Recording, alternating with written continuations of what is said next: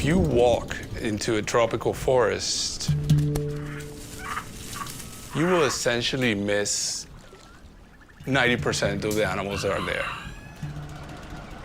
They hear things and smell things way before any of us can. They're aware of us much more than we are of them.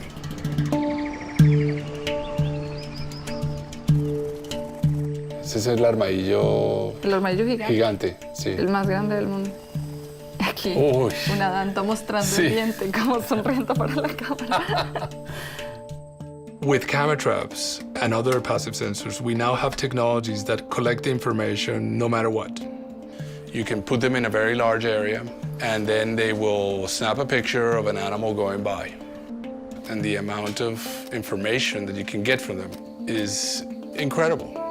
En la medida en la que nosotros tengamos y produzcamos información de calidad y a tiempo, podemos generar acciones de conservación que nos permitan evitar estos grandes impactos negativos que se están generando y tratar de conservar las especies a tiempo. The report that came out from the Biodiversity Convention's scientific body was the first official UN report on the state of biological diversity of the planet. And of course, it's not surprising that it's very alarming. You know, there have been 5 times in the history of life on Earth when there have been mass extinctions. The premise of that UN report is that we are on the very verge of a 6th extinction. Some of the things going on right now are exactly the preludes that will lead to such a calamitous loss of biological diversity, maybe 10 to 20% of all life on Earth. And it's time for us to wake up and do something about it. When threats like deforestation are accelerating and evolving quickly, we just don't have enough time to wait for data to come in. In one place that we were setting camera traps, we left the cameras for 1 month, and we get almost 150,000 pictures. And this is like the bottleneck that we have.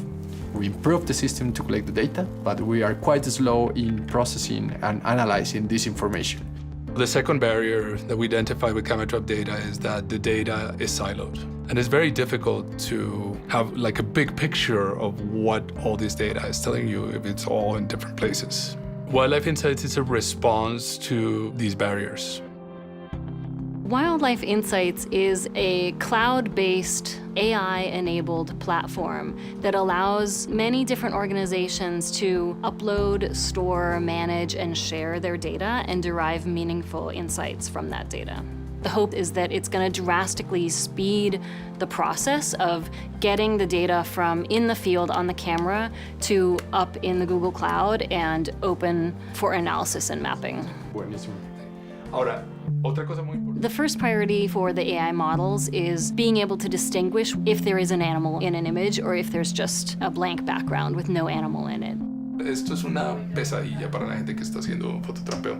Claro. Cientos y cientos de fotos donde no hay nada. Aquí está el primer blanco, aquí está el segundo blanco, aquí está, ahí está el jaguar. Increíble. ¿Sí? The second task is to do species classification and allow a researcher to filter through millions and millions of images and say, show me all the, greater bamboo lemurs or whatever species of their interest. Tenemos un mapa de riqueza de especies para el proyecto. Y aquí podemos ver cambios en las poblaciones de cada una de las especies. Y no sabemos si las áreas protegidas están siendo efectivas o no para proteger lo que dicen que deberían proteger. Exacto. If we have good data about what's happening to wildlife, this will provide a guide for policymakers. It's basically illuminating the path. I think we're just at the beginning of being able to understand how we can use this very powerful tool, the ability to have our finger on the pulse of these wild places, and then being able to translate that very quickly into advances in conservation and for a more sustainable future. That's where we want to go. If we build Wildlife Insights and becomes a huge collection of camera trap data that never gets used for anything, we had utterly failed. Change is what we're after.